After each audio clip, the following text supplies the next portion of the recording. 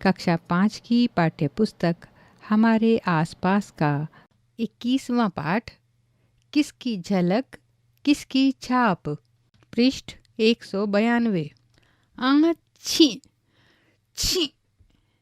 आशिमा खिड़की के पास बैठी पढ़ रही थी। बहुत तेज हवा चल रही थी, धूल भी उड़ रही थी। अचानक आशिमा को जोर से छींक आई। छी छी। आशिमा की माँ और पिताजी दोनों रसोई घर में सब्जी छांट रहे थे। माँ ने कहा, देखा, छींकती है तो बिल्कुल आपकी तरह। अगर आप यहाँ ना होते तो मैं समझती कि आप नहीं छींका है। तालिका में लिखो। आशिमा की छींक जैसी क्या तुम्हारी भी कुछ खास पहचान है जो तुम्हारे परिवार के किसी सदस्य से मिलती है? क्या और किससे तालिका बनाओ जिसमें 2 कॉलम हों। एक कॉलम में लिखो तुम्हारी खास पहचान और उसके आगे दूसरे कॉलम में लिखो किससे मिलती है। पृष्ठ 193। बताओ, तुम्हारे परिवार के किसी सदस्य से तुम्हारा चेहरा या कुछ और मिलता है? क्या क्या? इसके बारे में तुम्हें किसी ने बताया या खुद ही पता चला? जब लोग तुम्हारी तुलना तुम्हारे परिवार के सदस्य से करते हैं तो तुम्हें कैसा लगता है और क्यों? तुम्हारे घर में सबसे ऊंचा कौन हंसता है? उसकी हंसी की नकल करके दिखाओ। किसकी मौसी कौन? नीलिमा स्कूल की छुट्टियों में अपनी नानी के घर गई थी। उसने किसी को आते देखा और अंदर जाकर माँ से कहा, अम्मा देखो, तुमसे मिलने कोई मौसी आई हैं। माँ ने बाहर आकर देखा और कहा, अरे पगली, ये तुम्हारी मौसी नहीं, तुम्हारी बहन है। यह तो तुम्हारी सबसे बड़ी नानी के बेटे जगदीश की बेटी किरण है। असल में तो तुम इनके प्यारे से छुटकू समीर की मौसी हो। नीलिमा की बड़ी नानी से लेकर छोटे समीर तक के नामों की सूची बनाओ। नीलिमा का किससे क्या रिश्ता है, लिखो। पता करो, क्या तुम्हारे परिवार में भी अलग अलग उम्र के भाई बहन या मामा भांजे जैसे रिश्ते हैं? घर के बड़ों से पूछो। पृष्ठ 194। कैसे जुड़े हैं हम सब? यहाँ एक चित्र में 2 तितलियाँ दिखाई दे रही हैं। एक बड़ी तितली, एक छोटी तितली। दोनों आपस में बातें कर रही हैं। बड़ी तितली छोटी तितली से कह रही है, तुम्हारी दादी की चचेरी बहन की जो दूसरे नंबर की बिटिया है, तुम बिल्कुल उसके जैसी दिखती हो। नीलिमा छोटे समीर से खेलने लगी। इतने में माँ ने कहा, किरण देखो, मेरी नीलिमा के बाल बिल्कुल तुम्हारे बालों जैसे हैं, घने, काले और घुंघराले। शुक्र है मेरे बालों की तरह सीधे, भूरे और बेजान नहीं हैं। नीलिमा की नानी हंसकर बोली, हाँ, हैरानी की बात है। जैसे हम बहनों के घने घुंघराले बाल थे, अब वैसे ही हमारी दूसरी पीढ़ी के बच्चों के हैं।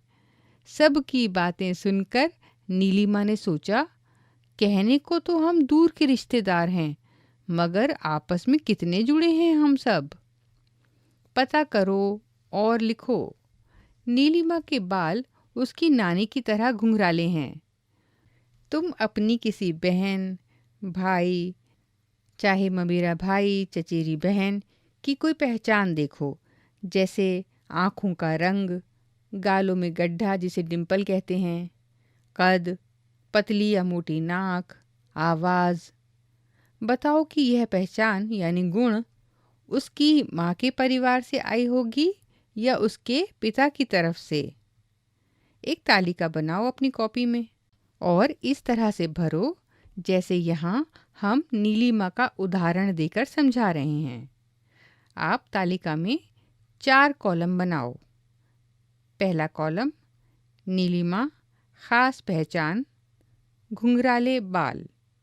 दूसरा कॉलम, किससे मिलती जुलती है, उसकी नानी से। तीसरा कॉलम, माँ की तरफ से उसमें राइट का निशान, पिता की तरफ से उसमें गलत का निशान। इसी तरह से आप भी अपने भाई बहनों की तालिका बनाएं। क्या तुमने अपने या किसी और के परिवार में बहुत छोटे बच्चे को देखा है? बच्चे की आँखें, नाक, रंग, बाल या उंगलियां परिवार वालों में से किससे मिलती जुलती हैं? उनके नाम लिखो। पृष्ठ 195। नीलिमा के बाल अपनी नानी जैसे घने, काले और घुंघराले हैं। नीलिमा की माँ के बाल सीधे, भूरे और बेजान हैं। तुम्हारे बाल कैसे हैं? मोटे या पतले? चिकने या रूखे? तुम्हारे बालों का रंग क्या है? अपने बालों का नाप लो और लिखो। क्या तुम्हारे बाल तुम्हारे परिवार में से किसी से मिलते जुलते हैं? किससे? तुम्हारे परिवार में सबसे लंबे बाल किसके हैं? तुम ऐसे कितने लोगों को जानते हो जिनके बाल 1 मीटर से लंबे हैं? क्या लंबे बाल होना उनके परिवार की पहचान है? क्या तुम अपने कद का नाप लेना जानते हो? सिर से पांव तक का नाप लो और लिखो। सोचो, जब तुम बड़े होंगे तब तुम्हारी लंबाई कितनी होगी और किसकी जैसी होगी? अपने घर के लोगों की लंबाई नापो और तालिका बनाओ। यहाँ 2 चित्र दिए हैं। पहले चित्र में एक बच्चा दादाजी के बाल नापना चाहता है, लेकिन दादाजी के तो बाल ही नहीं बस पीछे की तरफ थोड़े से बाल हैं। बच्चा कह रहा है, दादाजी के बाल नापना आसान नहीं है। दूसरे चित्र में एक दादी को दिखाया गया है जिनकी कमर झुक गई है और वो लकड़ी के सहारे झुककर खड़ी हैं और बच्ची उनके सिर से ऊपर आ रही है जो बाल नापने की कोशिश कर रही है। नानी कहती हैं, भाई मैं पहले ज़्यादा लंबी थी। पृष्ठ 196। यह कैसा आईना? यहाँ एक चित्र दिया गया है जिसमें 2 लड़कियां हैं। ऐसा लगता है कि एक लड़की आईने में अपना चेहरा देख रही है क्योंकि शक्ल बिल्कुल एक जैसी है। क्या सरोजा आईने के सामने खड़ी है? जी नहीं, उसके सामने आईना नहीं, उसकी जुड़वा हैं। चकरा गए ना? जब कभी वे दोनों मिलती हैं तो उनके मामा जी भी गड़बड़ा जाते हैं। कभी सरोजा को डांट पड़ जाती सुवासिनी की शैतानी की। कभी सुवासिनी खुद अपने मामा को कहती कि सुवासिनी बाहर गई है आजकल उनके मामा समझ लेते हैं, कहते हैं, मराठी में गाकर दिखाओ, ये क्या तरीका हुआ? उनके बारे में पढ़ो तो समझ जाओगे। दोनों बहनें 2 हफ्ते की ही थीं जब सरोजा की चाची ने उसको गोद ले लिया था और अपने साथ पुणे ले गई थीं। चाची के घर में सभी को संगीत का बेहद शौक है। सुबह की शुरुआत ही संगीत से होती है। सरोजा को बहुत से गीत और गाने आते हैं, दोनों भाषाओं में, मराठी और तमिल। उसके घर पर सब लोग तमिल बोलते हैं और स्कूल में ज़्यादातर बच्चे मराठी। सुभासिनी चेन्नई में अपने पिता के साथ रहती है। उनके पिता कराटे के कोच हैं। 3 साल की उम्र से ही सुवासिनी बाकी बच्चों के साथ कराटे करने लगी। छुट्टी के दिन दोनों बाप बेटी सुबह से ही अभ्यास करने लग जाते हैं। देखने में दोनों बहनें एक जैसी हैं, पर उनकी पहचान फिर भी काफ़ी अलग है। अब तुम समझे उनके मामा ने उनकी पहचान का तरीका कैसे ढूंढा? चर्चा करो। सरोजा और सुवासिनी में क्या गुण, क्या बातें मिलती जुलती हैं और क्या अलग हैं? क्या तुम किसी जुड़वा को जानते हो? उनमें क्या एक जैसा है और क्या अलग? क्या तुम ऐसे जुड़वा को जानते हो जो एक जैसे नहीं दिखते? सरोजा और सुवासिनी दिखते तो एक जैसे हैं, पर इनमें कई बातें अलग अलग हैं। जैसे सरोजा को 2 भाषाएं आती हैं। अगर सुवासिनी के घर पर 2 भाषा बोलते तो वह भी दोनों भाषा बोलना सीख सकती थी। बहुत सी चीज़ें जैसे बुनाई, भाषा, संगीत या पढ़ने का शौक हम आसानी से पा लेते हैं जब हमें उसका माहौल मिलता है। पृष्ठ 197। परिवार से मिला। अपनी क्लास में यह मज़ेदार सर्वे करो। कितने बच्चे यह कर पाते हैं? लिखो। 1. जीभ को तालू की तरफ मोड़ो, बिना दांतों से छुए। 2. जीभ को किनारे से उठाकर एक लंबे रोल की तरह बनाओ। 3. पैरों की सारी उंगलियों को खोलो, बाकी उंगलियों को हिलाए बिना छोटी उंगली हिलाओ। 4. हाथ के अंगूठे को अपनी कलाई से लगाओ। 5. हाथ के बीच वाली उंगलियों का वी बनाओ, दोनों उंगलियां इधर उधर करके। 6. बिना छुए बाहरी कान हिलाओ। जो बच्चे ये कर पाए वे अपने परिवार वालों से भी ऐसा ही करने को कहें। क्यों? कितने बच्चों को ये बातें उनके परिवार से मिली हैं? क्या माँ बाप से नहीं मिला? सत्ती कुछ ही महीने की थी जब उसकी एक टांग में पोलियो हो गया। इतने वर्षों में उसने कभी भी अपनी इस दिक्कत को अपने काम के आड़े नहीं आने दिया है। दूर दूर तक पैदल जाना और कई मंजिल सीढ़ियाँ चढ़ना उसके काम का हिस्सा रहा है। अब जब उसकी शादी हुई तो लोग उसे बच्चा पैदा ना करने की सलाह दे रहे हैं। उसे खुद भी डर है कि कहीं उसके बच्चे को भी पोलियो ना हो जाए। फिर उसने डॉक्टर से सलाह ली। यहाँ एक चित्र दिया गया है जिसमें डॉक्टर सत्ती से कहते हैं, नहीं नहीं, तुम परेशान मत हो। माँ या बाप को पोलियो है तो ऐसा नहीं है कि बच्चे को भी होगा। पृष्ठ 198। क्या तुमने कहीं पोलियो के बारे में पढ़ा या देखा है?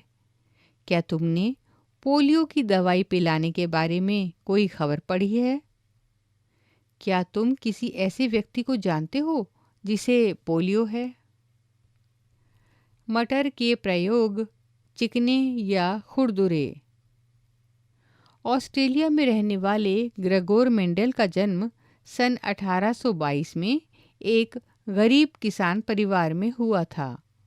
उन्हें पढ़ाई का बहुत शौक था, पर परीक्षा के नाम से ही पसीने छूटते थे। क्या तुम्हारा भी कुछ ऐसा ही हाल है? यूनिवर्सिटी की पढ़ाई के पैसे ना होने के कारण उन्होंने एक मठ में रहकर मंक यानी मुनि बनने का सोचा, ताकि वहीं से उन्हें आगे पढ़ने का मौका भी मिल सके, जो मिला भी। पर विज्ञान शिक्षक की पक्की नौकरी के लिए उन्हें फिर एक परीक्षा देनी पड़ी। उफ, घबराहट के मारे वे परीक्षा से भाग जाते और फेल होते रहे। खैर, उन्होंने विज्ञान के प्रयोग करना नहीं छोड़ा। 7 साल तक मठ के बगीचे में 28,000 पौधों पर बारीकी से प्रयोग किए, ढेरों आंकड़े इकट्ठे किए और एक नई बात खोज निकाली। ऐसी बात जो उस समय के वैज्ञानिकों को समझ ही नहीं आई थी। मेंडल के मरने के कई साल बाद ही वे समझ पाए थे। जब कुछ और लोगों ने ये प्रयोग किए और पाया कि मेंडल ने इस पर पहले ही लेख लिखा था। मेंडल ने पौधों में क्या पाया था? उन्होंने पाया कि मटर के पौधों में कुछ ऐसे गुण होते हैं जो जोड़ियों में आते हैं, जैसे बीज का चिकना या खुरदुरा होना, पीला या हरा होना और पौधे के तने का लंबा या नाटा होना। पर चिकने बीज वाले और खुरदुरे बीज वाले पौधों के बच्चे भी, यानी अगली पीढ़ी के पौधों में भी बीज या तो चिकने या खुरदुरे होते हैं। ऐसा नहीं होता कि एक बीज थोड़ा चिकना और थोड़ा खुरदुरा बन जाए। इसी तरह रंग के गुण में अगली पीढ़ी के पौधों के बीज या तो पीले होते हैं या हरे।